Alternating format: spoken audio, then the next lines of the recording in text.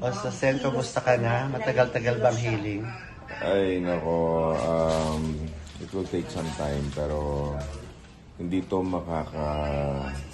magiging hindrance para magtrabaho. Tuloy ang trabaho ko. Kahit nakaganito tayo, even the movies, work sa Senate. Tuloy. Pero papalakasin ko muna yung siyempre yung Achilles heel yung tinamaan eh. So, restore yung ating Achilles heel. Naputol siya eh. Kaya medyo mahaba-haba ang recuperation. Pero gaano katagal sabi ng Dr. Sen kang sa healing? It will take 3 months. 3 months? 3 months to 5 months yung fully restored.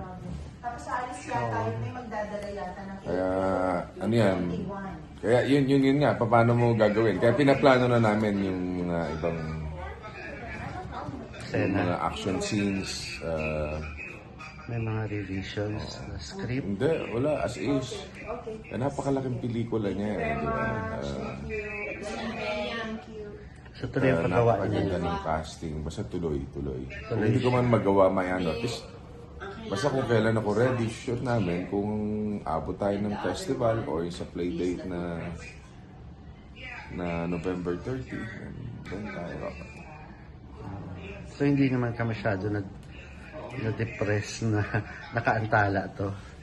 Siyempre nakakalungkot yun, di ba? Para bang pinaghandaan mo, paganda ka ng katawan, magpa-condition ka, heavy workout talaga.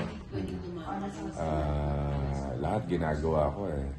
Even my work in the Senate, tinatapos ko lahat, ina-accomplish ko na before the election starts, the campaigning starts. So, yun yung mga nakakalungkot doon. Pero, importante, buhay tayo. Di ba? Yun lang yan. Parang sinabi siguro ng Diyos, slow down ka lang muna at masyado ka mabilis. Oo nga eh. At least paalang yan. Ang mukha hindi. Di ba? Yes, pogi pa rin. Oo, yun din, di ba? Pag-alaga mo ng... Ito mo naman. Alias pogi pa rin. Sige.